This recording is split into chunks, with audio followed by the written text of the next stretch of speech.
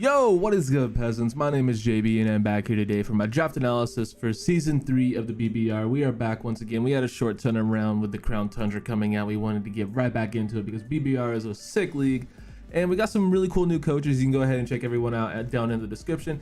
And if you are new here, please be sure to click that subscribe button. We're getting pretty close to 300. I would love to hit that by the end of the year. And if you aren't subscribed and you enjoy my stupid personality, hey, go ahead and click that button because it would be very, very appreciative. So yeah, BBR season 3. I've been in all 3 seasons. It's been an honor. It's been a lot of fun, so very excited to be back. Shout out to my boy Mid Pokemaster and the rest of the admins.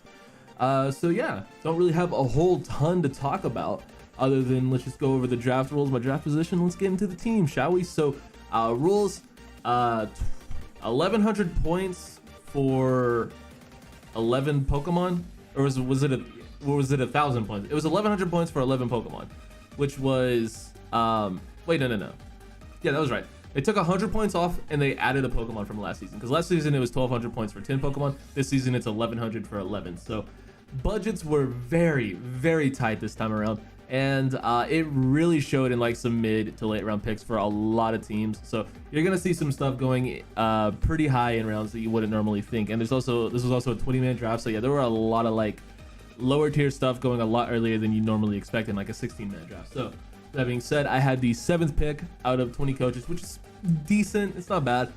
It's towards the top, but you know, you'd like to be closer to a will. I can't really complain about 7 because we were able to get some pretty cool stuff to fall to us. And with our first pick, I went ahead and took the hype beast Galarian Zapdos. It's obviously a very cool Pokemon with the Defiant ability, flying fighting stab. Very useful. 100 base speed, 125 attack.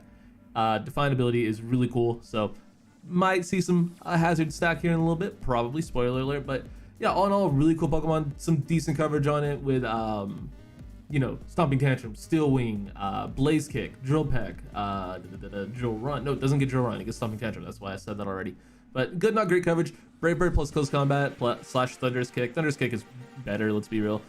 Because, you know, dropping that defense and kind of snowballing damage on everything is very, very useful. So Galarian Zapdos is a hell of a Pokemon, and it should be a ton of fun to use. So went ahead and made it my first pick. Now with my second pick, I really wanted to get Weavile because Zapdos struggles with bulky psychics and opposing flying types.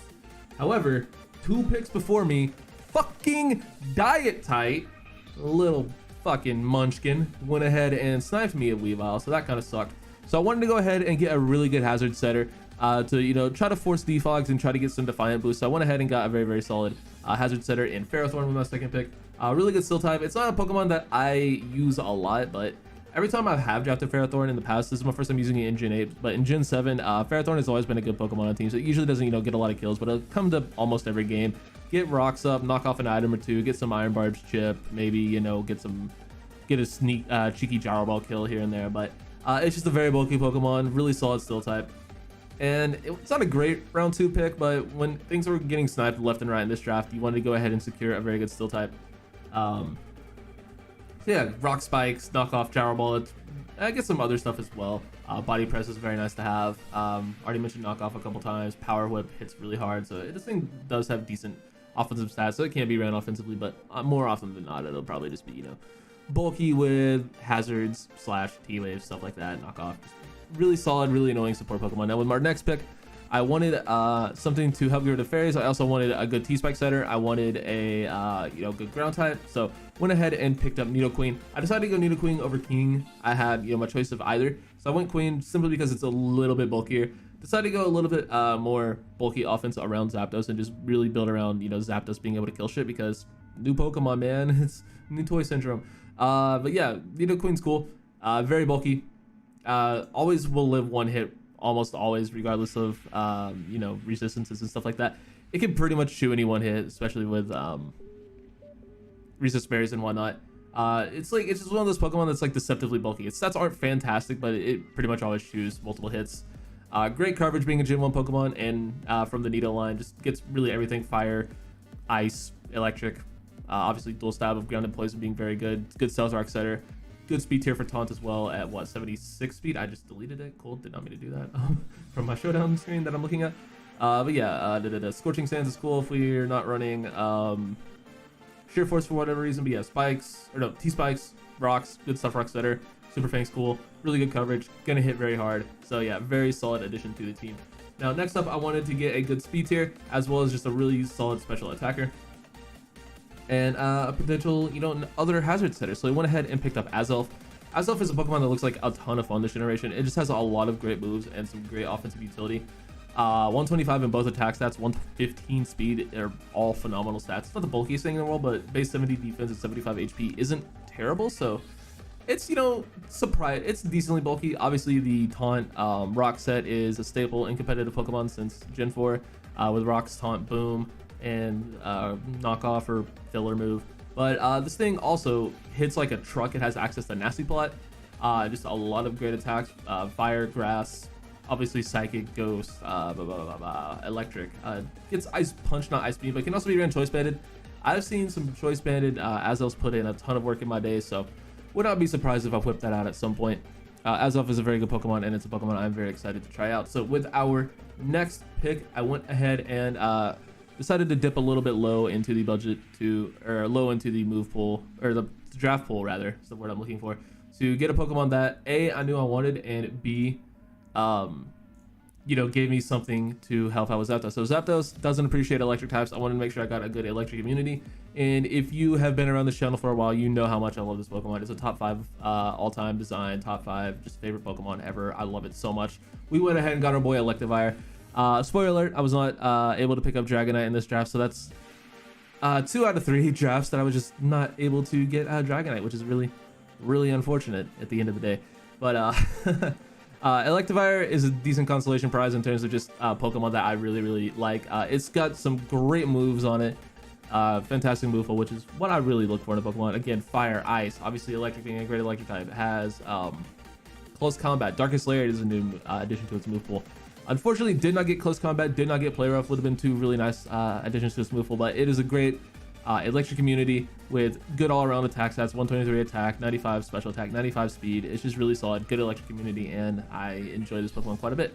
So next up, I wanted to get myself a good water type, and also wanted a water absorb Pokemon because I don't want to lose to the Fishy Boy whenever I have to play the Fishy Boy. If I even have to play the Fishy Boy, I don't know, but I wanted to get a good water type, and I also wanted something else to help break bulky waters. So I went ahead and picked up Lapras. Obviously, having access to Free Shot is why I mentioned being able to break bulky waters. I did not change the slide. I just clicked over on the showdown. There we go. We got Lapras in the 6th round. As a bulky water in the 60-point tier, I thought it was pretty worth it because you can see we only have 300 points left, and we're only in fucking round 6. And so yeah, we still have 5 more Pokemon and 300 points left. So still got quite a lot to do, and we still need multiple types. We still need a dragon, we still need a dark, we still need a fairy, we still need a lot of stuff. So went ahead and grabbed Lapras. Good budget bulky water, obviously with water absorb helping me out versus the fish. But yeah, Free Shot really good for other opposing waters, and get some decent moves, get stuff like psychic, Thunderbolt, Drill Run. You can run Dragonite, you can run Curse Body Press, which is a live I did at the start of the generation because, oh no, dude, I want to try Body Press, maybe it's good. It's pretty good, but not really on a Pokemon like Lapras. But yeah, Thunderbolt coverage as well, which is nice. So decent, solid, low tier bulky water, and I felt like it made a lot of sense to go ahead and pick up for the team. So moving on to our next pick, I needed a dark type. Unfortunately, like I mentioned, we already got sniped of Weavile, and there was just nothing that I wanted. Like there were no dark types that appealed to me at all, just at all. So I went ahead and took the only one that seemed kind of good in low tiers, because again, I'm still trying to budget at this point. I'm like, I can get one more Pokemon that's above 100 points and fill out the rest of my roster, is how I was budgeting it. Like I could have blown the wad and got like a 180 point mon, but then I would have to take literally all 20 and 40 point Pokemon. So I went ahead and took Spiritomb next for 60 points, again trying to, you know, budget a little bit. It's a good bulky dark type. Ghost Dark is a good typing, only weak to fairy. Good defenses, 108 in both physical and special defense. 50 HP is a little bit low. Good attacking stats though. Speed is bad, but it gets some stuff. It's a good bulky, you know, support ghost type. Willow, Hex, Shenanigans, Memento. Yeah, that's about it. Willow, Hex, Memento. It gets Sucker Punch, Shadow Sneak for priority. It gets some things. It gets really bad coverage, but it gets a lot of annoying shit. So I guess that's a win. So yeah, next up, I wanted to go ahead and grab myself a fairy. There were none. There were no cheap fairies left. So I went ahead and I mentioned I could get one more Pokemon above 100 points, so I went ahead and made that my fairy. So I went ahead and took a familiar face to the channel, and in the 3 draft leagues I have going on, we took Gardevoir again because it was the only Pokemon that fit the budget that was decent. So yeah, we have Gardevoir. It does double up on Psychic types, which is a bit annoying, but kind of had to in order to get a fairy on the team. Decent bulk, obviously, with 115 speed F being very good, 65. Fist stuff isn't great, 68 HP isn't great, but 125 special attack cannot be messed with. Some great abilities, Synchronize and Trace are fantastic. But yeah, all around pretty solid. Great coverage. We already talked about it a little bit in BBR or in NCP. But yeah, Psychic Fairy Stab is phenomenal. Energy Ball is very good. Coverage, Memento / Healing Wish are both great moves. Good Z tier for taunt, electric coverage, can trick stuff, Willow stuff. Yeah, it's just a really good, really fun Pokemon that I'm gonna have a ton of fun with. So yeah, regardless of fit on the team, type, you know, diversity, it's gonna be a fun Pokemon to use regardless. So next up, I needed some removal. I had none to this point, quite literally 0. So I wanted to grab myself a Rapid Spinner. I don't have a Dragon and I don't have a Fire type. And I still need the budget. So welcome Turtonator. Hurting for a Turton, man. We out here memeing, bro. We out here hurting for a fucking Turton. This thing is bad. This thing is really bad. But it does have good Phys F at 135. Some decent resistances. It is obviously weak to ground and rock, but and dragon. But it's got some solid resistances on it. It's neutral to fairy. It obviously could chew really any fire hit very easily. So we have a good switch into shit like Cinderace, Entei, stuff like that. So yeah, it's pretty good in terms of just defensive typing and offensive typing. It's a good Rapid Spinner. Get some honestly pretty cool moves. Obviously, it does have Shell Smash, which is something if I can pull off a Shell Smash turret win, like I would be so fucking happy. It's not gonna happen because it has 36 speed, but if I can pull it off, that'd be probably my greatest accomplishment in draft league if I'm being real myself. But drops Dracos, clicks flamethrower, stuff like that. It spins, gets Scorching Sands. It's okay. It'll be a fun Pokemon to use if nothing else. So that's what we got, and we gotta roll with it. So next up, I needed more removal, and there was again like at this point the bottom tiers are picked through. Everything is gone. Like there is just not a damn thing left that's worth taking really in most tiers.